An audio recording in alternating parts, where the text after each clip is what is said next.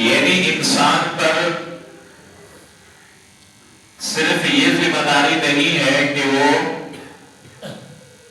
خود نیک عمل کر کے جہنم کی آگ سے بچے، اپنے گھر والوں کی پرواہ نہ کرے، اپنی اولاد کی پرواہ نہ کرے، نہیں،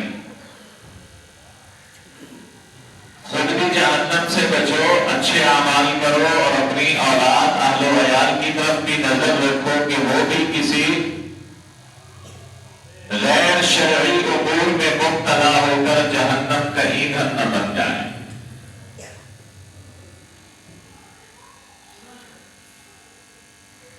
اللہ تبارک و تعالی نے انسان کو اشرف المخلوق بنایا۔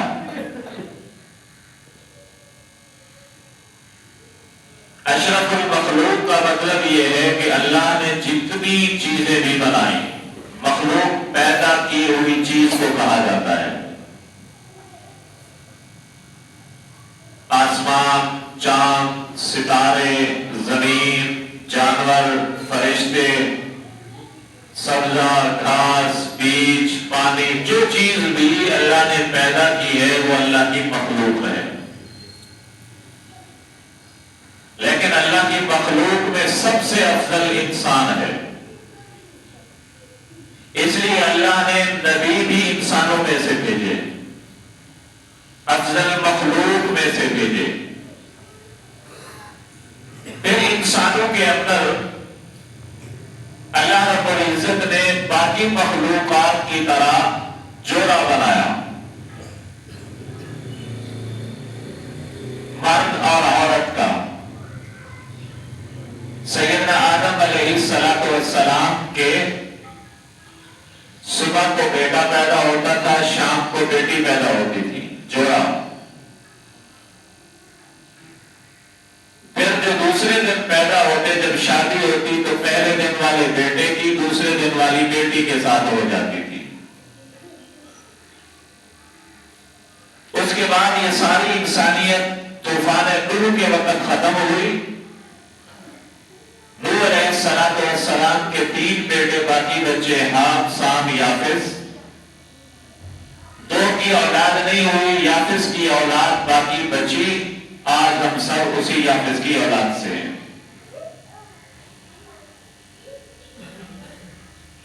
تو مرد ہو، عورت ہو، بیٹا ہو، بیٹی ہو، یہ دونوں اللہ کی مخلوق ہیں۔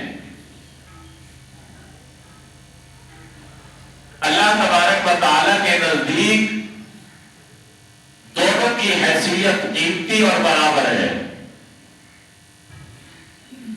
قرآن مجید میں ایک جگہ پر اللہ نے فرمایا کہ مرد پر عورت کے حقوق ہیں، عورت پر مرد کے حقوق ہیں۔ یہ نہیں ہے کہ سارے حقوق صرف مرد کے ہیں، عورت کا کوئی حق ہی نہیں ہے۔ لیکن ایک درجہ فضیلت حاصل ہے مرد کو، ایک درجہ اللہ کے قرآن نے کہا۔ یہ نہیں ہے کہ عورت کی بالکل کوئی حق نہیں ہے، کوئی فضیلت نہیں ہے، بس وہ ہاتھوں کی میل کی طرح ہے، صابن سے ہاتھ دھو، میل کو نیچے پھینک دو، شادی ہو جائے اس کو حق مہر بھی نہ دو، کھانا بھی نہ دو، لباس بھی نہ دو، کہ وہ عورت ہے، اس سے کام کرواؤ، کپاس چنواؤ، گندم کی کٹائی کرواؤ، کپڑے دھلواؤ، اس کے حقوق بھی ادا نہ کرو، یہ ظلم اور ناانصافی ہے۔ شریعت اس پر مرد سے مواخذہ کرے گی۔ مرد اور عورت دونوں اللہ تبارک و تعالی کے ہاں قیمتی ہیں، لیکن ایک صفت نہ کہیں، ایک عادت کہہ لیں، قرآن نے کافروں کی بیان کی ہے کہ جب ان کے ہاں بیٹی پیدا ہوتی تھی تو ان کا رویہ چینج ہو جاتا، ان کے منہ اور شکلیں بگڑ جاتی، ان کی طبیعت خراب ہو جاتی، بیٹی کو زندہ دفن کر دیا کرتے تھے،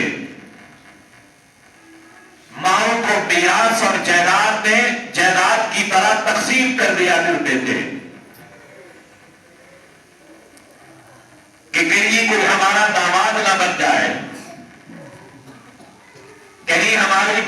والی عزت کسی کے پاؤں تلے نہ رونی جائے، لیکن قرآن مجید نے ان کی اعادت بیان کر کے ان کی نفی کی، ان کی مذمت بیان کی کہ ان کا یہ طریقہ کار غلط تھا۔ پھر نبی پاک صلی اللہ علیہ وآلہ وسلم نے مختلف احادیث مبارک میں اس کو بیان فرمایا۔ ایک حدیث میں ہے، نبی پاک صلی اللہ علیہ وسلم نے فرمایا، بخاری مسلم کی حدیث ہے کہ اللہ تبارک و تعالی جس انسان کو 3 لڑکیاں عطا فرمائے، 3 بیٹیاں عطا فرمائے، اور وہ تینوں کی تینوں بیٹیوں کے اخراجات برداشت کرے، ان کی تربیت کرے، اور ان کی وجہ سے جو اس پر کوئی مشکل آئے، کوئی تکلیف آئے، کوئی مالی تنگی آئے، ہوتا ہے نا شادی پر اخراجات، باقی معاملات پر اخراجات، تو ان تنگی اور تکلیف پر وہ صبر کرے، تو نبی پاک صلی اللہ علیہ وسلم نے فرمایا اس کے لیے جنت واجب ہو گئی۔ ایک صحابی نے سوال کیا، یا رسول اللہ صلی اللہ علیہ وآلہ وسلم، اگر کسی آدمی کو اللہ 3 لڑکیاں نہ دے، 2 لڑکیاں دے، وہ 2 کی اچھے طریقے سے تربیت کرے، ان کی طرف سے آنے والی مصیبتوں پر صبر کرے، اس کے لیے کیا اجر ہے؟ نبی پاک صلی اللہ علیہ وسلم نے فرمایا اس کے لیے بھی جنت واجب ہے۔ نبی پاک صلی اللہ علیہ وسلم سے صحابی نے پھر سوال کیا، یا رسول اللہ صلی اللہ علیہ وآلہ وسلم، اگر کسی آدمی کو اللہ 1 لڑکی عطا کرے، وہ اس کی اچھے طریقے سے پرورش کرے، تربیت کرے، اپنا مالی اخراجات اس پر خرچ کرے، اس پر آنے والی مصیبتوں اور تکلیف پر صبر کرے، اس کے لیے بھی کیا یہی اجر ہے؟ نبی علیہ السلام نے فرمایا جو 1 بیٹی کی اچھے طریقے سے تربیت کر دے اس کے لیے بھی جنت واجب ہے۔ بخاری مسلم کی ہی دوسری حدیث ہے، نبی پاک صلی اللہ علیہ وسلم نے فرمایا جس آدمی نے اپنی 1 بیٹی کی اچھے طریقے سے پرورش کی، تربیت کی، اس کو پالا پوسا، ناز و نخرے اٹھائے، اس کی شادی کر دی، تو اس کے لیے قیامت کے دن وہ بچی، وہ بیٹی جہنم کی آگ سے آر بن جائے گی، وہ اس کو جہنم میں نہیں جانے دے گی۔ سبحان اللہ۔ آج تو بیٹی کی پیدائش کو پتہ نہیں کیا سے کیا سمجھتے ہیں۔ سیدہ عفیفہ کائنات اما عائشہ رضی اللہ تعالی عنہ بیٹھی ہوئی تھی، ایک عورت آئی، اپنی 2 بیٹیاں اس کے ساتھ تھی، تو حضرت عائشہ کے پاس 3 کھجوریں تھیں، وہ 3 کھجوریں آپ نے اس ماں کو دے دی۔ اس عورت نے کیا کیا، 1 کھجور 1 بیٹی کو، دوسری کھجور دوسری بیٹی کو، تیسری کھجور خود کھانے کے لیے رکھ لی، لیکن اس کو کھایا نہیں۔ بیٹیوں نے دونوں کھجوریں کھائی اور تیسری کا مطالبہ کیا اپنی والدہ سے کہ وہ کھجور بھی ہمیں دے دے، تو ماں نے خود نہیں کھایا، وہ کھجور بھی آدھی آدھی کر کے اپنی دونوں بیٹیوں کو دے دی۔ تو حضرت عائشہ رضی اللہ تعالی عنہا نے یہی بات نبی اکرم صلی اللہ علیہ وآلہ وسلم کو بتلائی، تو آپ صلی اللہ علیہ وسلم نے ارشاد فرمایا یہ اس عورت کا ایسا نیک عمل ہے کہ اس کے لیے جہنم سے آر یعنی رکاوٹ اور جنت کے وجود کا ایک سبب بنے گا اس کے لیے، یعنی جہنم سے بچ جائے گی اور جنت اس پر واجب ہو جائے گی۔ تو بیٹیوں کی تربیت خوشی اور ہنس مکھ چہرے کے ساتھ کیا کرو۔ نبی اکرم صلی اللہ علیہ وآلہ وسلم جب سفر پر جایا کرتے تھے،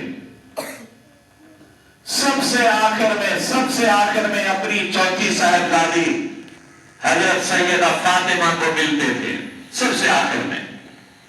اور جب واپس تشریف لاتے تھے سفر سے تو سب سے پہلے فاطمہ کے گھر جایا کرتے تھے.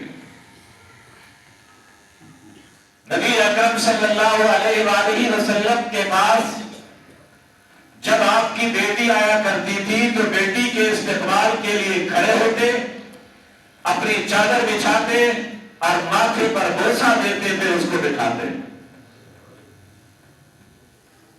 آج ہم تو بیٹیوں کو بوجھ سمجھتے ہیں, لیکن بیٹیاں بوجھ نہیں ہیں. ہم تو بیٹیوں کو جائیداد میں حصہ نہیں دیتے, اور نماز کے اندر پہلی صف میں, اور حق کھاتے ہیں اپنی بیٹیوں کا.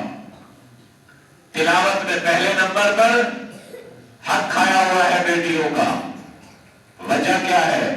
جی میں نے تو بیٹی کی شادی پر اتنا خرچہ کیا تھا, میں نے تو بیٹی کو اتنا جہیز دیا تھا, تو یہ جائیداد کیوں دوں؟ یہ تو دوسرے کے گھر جا رہی ہے. کیا دوسرے کی بیٹی آپ کے گھر نہیں آئے گی؟ اگر جہیز میں دیا تھا کچھ تو وہ اپنی مرضی سے دیا تھا. جائیداد کے اندر حصہ, ترکے کے اندر حصہ رب کائنات نے دیا ہے, قرآن مجید نے دیا ہے, جو آپ پر لازمی ہے. نبی اکرم صلی اللہ علیہ وآلہ وسلم نے ارشاد فرمایا, من قطع میراث وارثہ قطع اللہ میراثہ من الجنہ. جو آدمی کسی اپنے وارث کو جائیداد سے محروم کر دے گا, بعض اوقات آدمی اپنے بیٹے کو جائیداد میں حصہ نہیں دیتا کہ یہ میرا نافرمان ہے. بیٹیوں کو تو ویسے بھی شریعت کے حصے سے بھی خارج کیا ہوا ہے, یہ بھی پتہ نہیں ہے کہ یہ شریعت کا حق ہے یا نہیں ہے.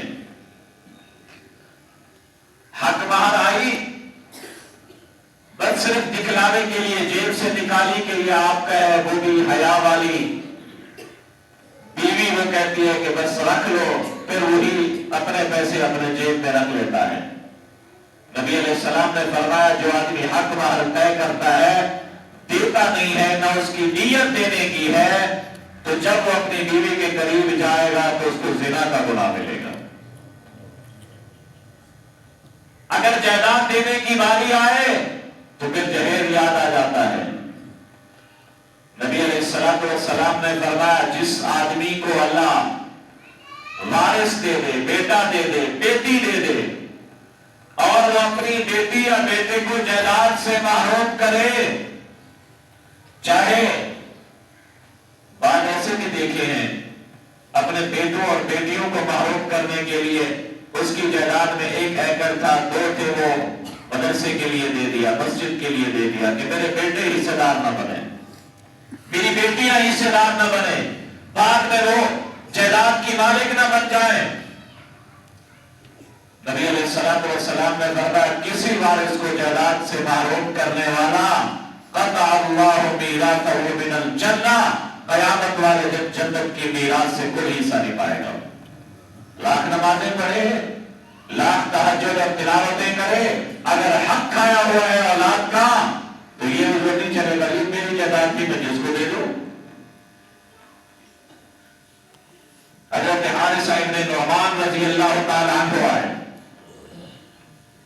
کہنے لگے اے اللہ کے رسول میری بیوی کی خواہش ہے, میرا ایک باغ ہے, وہ باغ میں اپنے بیٹے نعمان کو دے دوں, نعمان ابن حارثہ, اور گواہ آپ کو بناؤں تو آپ گواہ بن جائیے میں نے یہ باغ پورے کا پورا اپنے بیٹے نعمان کی مل کر دیا ہے. نبی پاک صلی اللہ علیہ وآلہ وسلم نے فرمایا اچھا یہ بتاؤ اس باغ کے علاوہ آپ کی ملکیت میں کوئی چیز ہے, کسی اور چیز کے مالک ہو؟ کہنے لگا نہیں, اور کوئی شے میرے پاس نہیں ہے.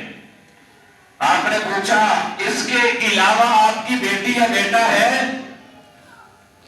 اس نے عرض کیا جی بیٹا بھی ہے بیٹی بھی ہے. آپ نے فرمایا یہاں سے چلے جاؤ, میں محمد ظلم پر گواہ نہیں بنتا. یہ تو ظلم ہے, ایک کو دینا دوسرے کو محروم کرنا. آج ہم اگر اپنے معاشرے اور ماحول پر نظر رکھیں تو بیٹی کو کتنا ہم جائیداد سے محروم کر رہے ہیں. کوئی پوچھنے والا نہیں، احساس کرنے والا نہیں، اس کو گناہ بھی نہیں سمجھا جاتا. تو اللہ تبارک و تعالیٰ نے بیٹا بھی انسان کے لیے بطور نعمت کے دیا ہے، بیٹی بھی بطور نعمت کے دی ہے. بیٹی کبھی ماں کی شکل میں ہمارے لیے اس کے قدموں میں اللہ نے جنت رکھی ہے، لیکن یہ بھی یاد رکھنا چاہیے ماں کی طرح باپ بھی کوئی درجہ اور مقام رکھتا ہے. خدمت کے حقوق میں ماں زیادہ ہے کہ وہ خدمت کی محتاج ہے، لیکن ادب، فضیلت، مقام اور رتبے کے لحاظ سے والد کا مقام زیادہ ہے. جس والد نے آپ کو پالنے کے لیے سر پر تغاریاں اٹھائیں، اپنی پشت پر اینٹیں اٹھائیں، سردی گرمی کی پرواہ کیے بغیر آپ کے لیے محنت اور مزدوری کی، جب آپ اپنی کار اور موٹر سائیکل اور مکان کی چھت کے اوپر ماتھے اور پیشانی کے اوپر بیک سیٹ پر لکھتے ہیں یہ سب میری ماں کی دعا ہے، تو اس والد پر کیا گزرتی ہوگی جس نے آپ کی پالنے کے لیے، آپ کی تربیت کے لیے کتنا خرچہ کیا. ذرا قرآن کا مطالعہ کریں، قرآن میں کہیں ماں کی قسم نہیں اٹھائی گئی، لیکن رب کے قرآن میں اگر قسم اٹھائی ہے رب تعالیٰ نے تو وہ والد کی قسم ہے. وَوَالِدٍ وَمَا وَلَدَ. تو رب قسم اس چیز کی اٹھاتا ہے جس کی اللہ کے نزدیک مقام اور رتبہ ہوتا ہے. والدین کے اندر دونوں کا مقام اور رتبہ زیادہ ہے.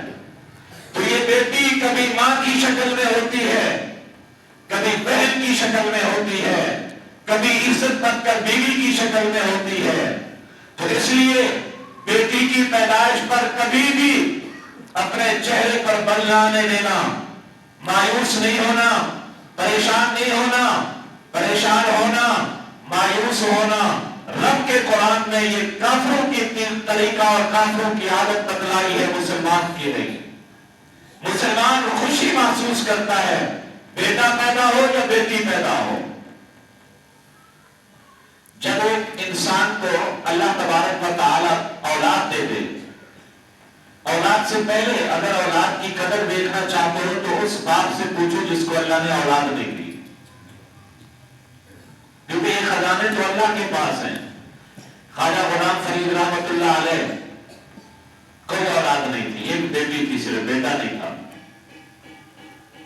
لوگ آج ان کی قبر پر جاتے ہیں بیٹا مانگنے کے لیے. سیدنا شعیب علیہ السلام کو اللہ نے 9 بیٹیاں دی، کوئی بیٹا نہیں تھا. تو یہ خزانے اللہ کے ہیں. اللہ اپنے خزانے میں سے بیٹا دے دے قبول ہے، بیٹی دے دے قبول ہے.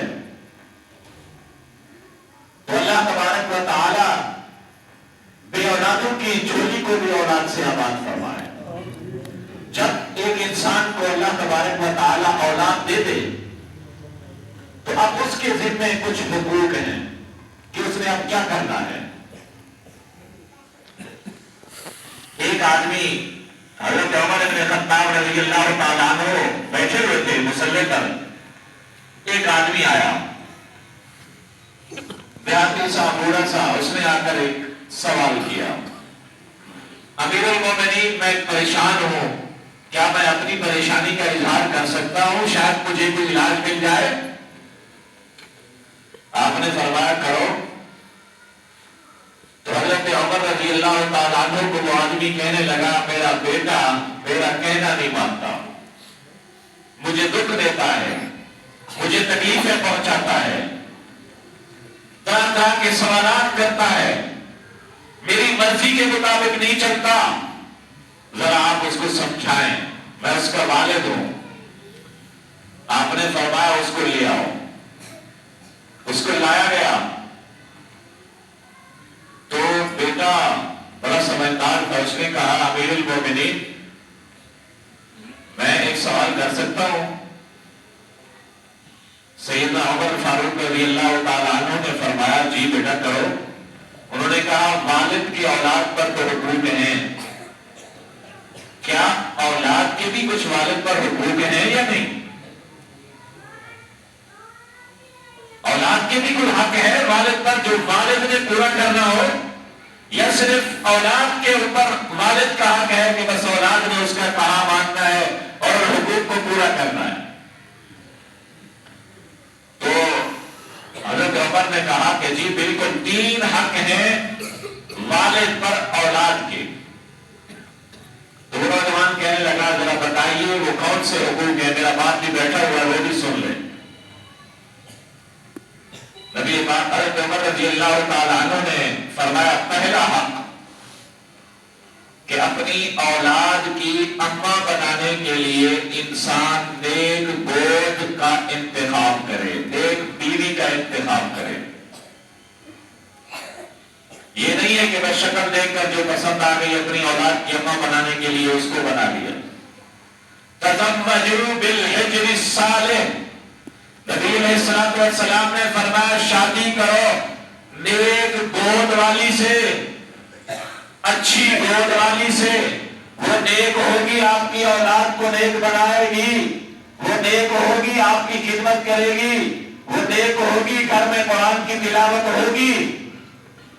تو پہلا حق ہے کہ اپنی اولاد کی اماں بنانے کے لیے نیک گود کا انتخاب کرنا، اور دوسرا حق ہے سیدنا عمر نے کہا کہ جب بیٹا یا بیٹی پیدا ہو جائے تو اس کا اچھا نام رکھو، اس کا اچھا نام رکھو، اور تیسرا حق یہ ہے کہ اس کی تربیت، اس کو قرآن اور سنت کا علم دیا جائے۔ تو نوجوان کہنے لگا آپ میرے ابا سے پوچھو ان تینوں حق میں سے ایک حق بھی اس نے میرا ادا کیا ہے؟ میری اماں بنانے کے لیے اس نے یہودیہ لونڈی سے شادی کی، میری اماں یہودیہ لونڈی ہے، جب میرے نام رکھنے کی باری آئی تو میرا نام رکھا جوہل، جوہل کا معنی ہے بدصورت، اور میری تربیت کی باری آئی میں نے شعور سنبھالا۔ اس سے پوچھو کبھی بھی مجھے مسجد مدرسے کسی ایسے آدمی کے پاس بھیجا جو مجھے قرآن و سنت کی تعلیم دلائے؟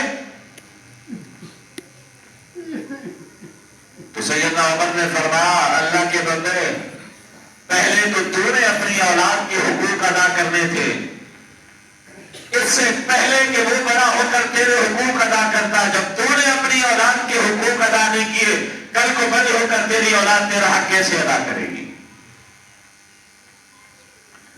آج بھی اگر ہم ان 3 حقوق کو دیکھیں تو کون سا والد ہے جو اپنی اولاد کے 3 حقوق کو ادا کر رہا ہے؟ میں اس کو اگر تھوڑی سی تشریح کروں، وقت مختصر ہے۔ پہلا حق کہ نیک عورت سے شادی کرنا۔ حضور علیہ السلام نے فرمایا، بخاری مسلم کی حدیث ہے، بعض بندہ خاندان کی وجہ سے شادی کرتا ہے، بعض بندہ حسن و جمال کی وجہ سے شادی کرتا ہے، بعض بندہ دینداری کی وجہ سے شادی کرتا ہے، لیکن میرے امتیوں تم دین کو ترجیح دینا ہو، یعنی دینداری کو دیکھ کر کسی عورت سے شادی کرنا۔ حضرت عمر فاروق رضی اللہ تعالی عنہ، آپ نے واقعہ سنا ہے، میں وہ واقعہ بیان نہیں کرتا، صرف اپنے مقصد کی باتوں سے عرض کرتا ہوں۔ رات کو گشت کر رہے ہیں، ماں بیٹی آپس میں گفتگو کر رہے ہیں، ماں کہہ رہی ہے کہ بیٹی دودھ ملاؤ، دودھ کے اندر پانی ملاؤ، بیٹی کہتی ہے کہ نہیں امیر المومنین نے منع کیا ہے، وہ کہتی ہے امیر المومنین کہاں دیکھ رہا ہے، بیٹی کہتی ہے کہ امیر المومنین تو نہیں دیکھ رہا، امیر المومنین کا رب تو دیکھ رہا ہے، میں نہیں ملا سکتی۔ حضرت عمر رضی اللہ تعالیٰ عنہ یہ باتیں سن رہے ہیں، اور سننے کے بعد دل ہی دل میں یہ کہا کہ آج عمر کو اپنے بیٹے عاصم کا رشتہ مل گیا، اگر انہوں نے منظور کر لیا۔ سیدھا اپنے گھر جاتے ہیں، گھر جانے کے بعد اپنی بیگم اپنی بیوی کو اٹھاتے ہیں اور اس کو کہتے ہیں کہ ہم پریشان تھے کہ ہمارے بیٹے عاصم کے لیے رشتہ کہاں سے لینا ہے، تو آج اللہ پاک نے ہمیں ایک بہترین دیانتدار دیندار لڑکی دے دی، میں اس کو دیکھ آیا ہوں، سن آیا ہوں اس کی باتیں، پھر پورا واقعہ بتلایا اور اپنی بیوی کو کہا کہ صبح اٹھ کر پہلے پہل رشتے کے لیے جانا ہے، اگر انہیں منظور کر لیا تو ہم عاصم کا رشتہ اس سے کر لیں گے۔ صبح کو گئے، اب بتاؤ جس کا گزارا یہ دودھ بیچ کر ہو، اس کے گھر میں بادشاہ وقت کا رشتہ آ جائے، اس کے لیے کیا خوشی کا مقام ہوگا۔ انہوں نے فوراً ہی منظور کر لیا، حضرت عاصم کی شادی ہو گئی۔ اب یہ شادی نہ دنیا کی وجہ سے ہوئی، نہ عہدے اور منصب کی وجہ سے ہوئی، نہ حسن و جمال کی وجہ سے ہوئی، یہ شادی صرف دین داری کی وجہ سے ہو رہی ہے کہ وہ لڑکی دیانتدار ہے، خوف خدا رکھنے والی ہے۔ اب اس شادی کا رزلٹ دیکھنا، آج جو ہم کہتے ہیں میرے بیٹے نافرمان ہے، کہا نہیں مانتے، ایسا کرتے ہیں ایسا کرتے ہیں۔ شادی ہو گئی، اللہ نے اولاد دی، پہلے اللہ نے پہلی اولاد میں حضرت عاصم کے گھر بیٹی پیدا فرمائی۔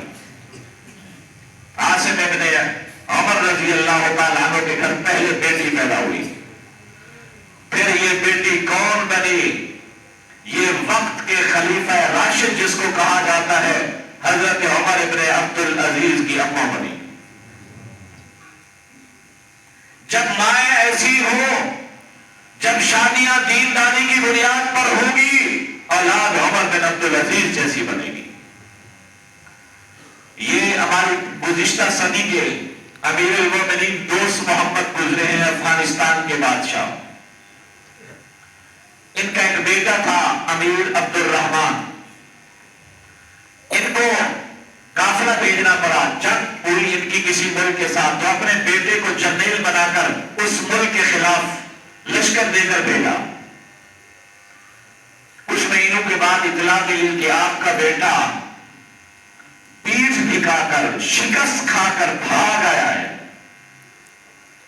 تو امیر المومنین دوست محمد کو بڑا غصہ آیا، بڑی بدنامی محسوس کی کہ میرا بیٹا تو جیت کر آتا، فاتح بن کر آتا یا شہید ہو کر آتا، یہ اس نے کیا کام کیا ہے۔ گھر گئے، بیوی نے پوچھا خیر آج اتنی پریشان کیوں ہو؟ کہنے لگے کہ مجھے یہ اطلاع آئی ہے۔ بیوی نے کہا کہ فوراً اپنی اطلاع درست کرو، میرا بیٹا ایسا کام نہیں کر سکتا۔ انہوں نے کہا آپ کیسے کہہ سکتے؟ مجھے اپنی ایجنسیوں نے خبر دی، اداروں نے خبر دی، وہ کیسے غلط ہو سکتے؟ انہوں نے کہا نہیں، میرا بیٹا ایسا گناہ کبیرہ نہیں کر سکتا۔ آج ہمیں آ کر کوئی کہے کہ آپ کا بیٹا ایسا ہے تو ہم تو کہیں گے کہ پہلے پوچھیں گے پھر کوئی آپ کو بتائیں گے، لیکن ماں نے فوراً کہا کہ میرا بیٹا ایسا نہیں کر سکتا۔ مہینہ 10 دن 2 مہینے گزرے، بادشاہ کو اطلاع ملی کہ آپ کا بیٹا فاتح بن کر کئی غلام لونڈیاں اور کئی غلام قیدی بنا کر آ رہا ہے۔ وہ پہلی خبر غلط تھی، لیکن فوراً گھر گیا، بیوی کی بات یاد آئی کہ بیوی سے پوچھو آپ کو کیسے پتا چلا کہ آپ کی بات صحیح ہے اور میرا بیٹا ایسا نہیں کر سکتا۔ بیوی سے پوچھا، بیوی نے کہا جس کی میں نے اتنی اچھی تربیت کی ہو، مجھے اس بیٹے سے قطعاً یہ امید نہیں تھی۔ انہوں نے کہا کیا تربیت کی ہے، کیسے تربیت کی ہے؟ انہوں نے کہا تربیت میں نے یوں کی ہے، وہ جتنی عرصہ میرے پیٹ میں رہا میں نے کبھی حرام لقمہ تو اپنی جگہ مشکوک لقمہ بھی اپنے پیٹ میں نہیں پالا، اور جب وہ باہر آیا پیدا ہوا 2 سال میں نے اس کو دودھ پلایا، مجھے یاد نہیں کبھی میں نے اس کو بے وجہ دودھ پلایا ہو۔ جس بچے کی میں نے اتنی اچھی پرورش کی اس بچے پر مجھے یہ یقین تھا کہ وہ ایسا کام نہیں کر سکتا۔ آج ہمارے گھر میں گانے چلیں، آج ہمارے گھر میں فلمیں چلیں، بے حیائی کی باتیں ہو، قرآن کی تلاوت نہ ہو، نماز نہ ہو، باقی پلیتی کا کوئی اہتمام نہ ہو، پھر ہم کہیں کہ ہماری اولاد جنید بغدادی بن جائے۔ پہلا حق ہے کہ اپنی اولاد کی اماں بنانے کے لیے نیک گوٹ کا انتخاب کرو۔ اور شیخ عبد القادر جیلانی رحمۃ اللہ علیہ کا واقعہ آپ نے سنا ہوگا، بچہ تھے، ان کو ماں نے بھیجا جاؤ پڑھو، راستے میں ڈاکوؤں نے اس قافلے پر حملہ کیا، اس بچے سے پوچھ لیا ویسے کہ بیٹا آپ کے پاس کوئی چیز ہے؟ کہنے لگا ہاں ہے. کہا کیا ہے؟ کہا 40 درہم ہے. کہا کہاں ہے؟ کہا میری ماں نے نیچے پینچے کے کپڑے کے اوپر سی دی ہے اس کو. وہ ڈاکو جو تھے وہ اپنے سردار کے پاس گئے کہ ایک بیٹا ہے، اس نے سب کچھ بتلا دیا، جبکہ اس کو پتا بھی ہے کہ یہ لوٹ مار کرنے والے ہیں، ڈاکو ہیں. تو اس سردار نے ان کو بلایا کہ بیٹا آپ نے بتا کیوں دیا جبکہ آپ کو پتا بھی ہے؟ انہوں نے کہا میری ماں نے کہا تھا کبھی جھوٹ نہیں بولنا. مائیں ایسی ہوں تو بیٹے ایسے عبد القادر جیلانی بنتے ہیں. خواجہ قطب الدین بختیار کاکی رحمت اللہ علیہ کی والدہ کا واقعہ بھی آپ نے سنا. روزانہ روٹی رکھ دیا کرتی تھی کہ بیٹا آنے کے بعد اس کو کہتی جاؤ 2 رکعت نفل پڑھو، اللہ سے مانگو، روٹی مل جائے گی آپ کو. ایک دن روٹی رکھنا بھول گئی، اللہ سے دعا کی، اللہ نے جنت سے روٹی اس کے لیے بھیج دی. بیٹا آیا، کھانا کھایا، سو گیا. وہ پریشان ہوئی، واپس آئی، دیکھا بیٹا سویا ہوا ہے. جب اٹھا تو پوچھا بیٹا روٹی کھا لی ہے، کھانا کھا لی ہے؟ کہا ہاں. کہا اما یہ بتاؤ پہلے کھانے میں اتنا مزہ نہیں ہوتا تھا جتنا آج کے کھانے میں مزہ تھا. جب مائیں ایسی ہوتی ہیں بیٹے بھی ایسے ہوتے ہیں، اللہ کی مدد بھی پھر ایسے شامل حال ہوا کرتی ہے. دوسرا حق نبی علیہ السلام نے فرمایا اپنے بیٹے کا نام اچھا رکھو. ابو داؤد شریف کی حدیث سے آج کل مسئلہ پوچھتے ہیں جی قیامت کے دن بیٹی کے نام سے پکارا جائے گا یا بیٹے کے نام سے پکارا جائے گا؟ جی بیٹی کے نام سے پکارا جائے گا تاکہ کسی کا راز فاش نہ ہو. وہ ابو داؤد شریف کی حدیث ہے، میرے پیارے پیغمبر نے فرمایا انکم تدعون یوم القیامت باسمائکم و باسماء آبائکم فاحسنوا اسماءکم. لوگوں قیامت والے دن تمہیں تمہارے والد کے نام سے پکارا جائے گا، اس لیے اپنے نام اچھے رکھا کرو، اپنے نام اچھے رکھا کرو. آپ نے فرمایا سب سے پیارا نام عبداللہ اور عبد الرحمن ہے. اس کے بعد انبیاء کرام صحابہ کرام کے نام پر سب سے پیارے نام ہے. میرے نبی نے فرمایا جس آدمی کو من ولد لہ مولودا فسماہ محمدا متبرکا ہوا ومولودہ فی الجنہ، جس کو اللہ بیٹا دے اور اپنے بیٹے کا نام میرے نام کی وجہ سے محمد رکھے، میں محمد گارنٹی دیتا ہوں وہ بھی اس کا بیٹا بھی بغیر حساب کے جنت میں جائیں گے. نام اس کا اچھا رکھو، تربیت اس کی اچھے کرو. اب جب بیٹا پیدا ہو گیا، بیٹے کے پیدا ہونے کے بعد پہلا کام یہ ہے کہ اس کو غسل دے کر نہلا دھلا کر پاک صاف کر کے دائیں کان میں آذان دی جائے. فجر کی اذان نہیں، دوسری اذان. بائیں کان میں اقامت کہی جائے جس کو ہم تکبیر کہتے ہیں جو نماز کے شروع میں کہی جاتی ہے. بائیں کان میں تکبیر کہے، اقامت کہی جائے تاکہ پہلے بچے کے کان میں اللہ کا نام گونجے، آذان گونجے. یہ وہی اس نماز کی اذان ہے جس کو ہم نماز جنازہ کہتے ہیں، کیونکہ جنازے پر آذان نہیں ہوتی. اور جب آذان کہہ دی جائے، اقامت کہہ دی جائے، اس کے بعد تحنیک سنت ہے. تحنیک عربی میں تحنیک کہتے ہیں. تحنیک کیا ہے؟ کسی اللہ والے کو بلاؤ، نیک آدمی کو. وہ نیک آدمی اس کا باپ بھی ہو سکتا ہے، اس کی ماں بھی ہو سکتی ہے، دادا بھی ہو سکتا ہے، دادی بھی ہو سکتی ہے. کوئی نیک خاتون یا نیک مرد اگر کھجور مل جائے، دودھ مل جائے یا کوئی چیز بھی میٹھی وہ اپنے منہ سے چبا کر تھوڑا سا اس کے تالو پر لگائے اور بچے کے منہ میں دے دے تاکہ نیک آدمی کا بچہ ہوا کوئی کھانا اس کا جزو بدن بن جائے اور اس کے بدن کے اندر نیک آدمی کی لعاب چلی جائے تاکہ بعد میں آنے والے وقتوں میں وہ نیک بنے، برائی اس کے ذہن میں نہ ہو. یہ بھی سنت ہے، سنت تحنیک. اس کے بعد نام رکھنا ہے. اس کا نام 7ویں دن بھی رکھ سکتے ہیں عقیقے کے ساتھ، پہلے بھی رکھ سکتے ہیں. اب 7ویں دن کرنا ہے عقیقہ. عقیقہ کسے کہتے ہیں؟ اگر اللہ تبارک و تعالیٰ بیٹا دے دے تو 2 بکرے یا بکریاں. اگر اللہ بیٹی دے دے 1 بکرا یا 1 بکری. یہ مستحب ہے، یاد رکھنا. مستحب کسے کہتے ہیں؟ کرو ثواب ہے، نہ کرو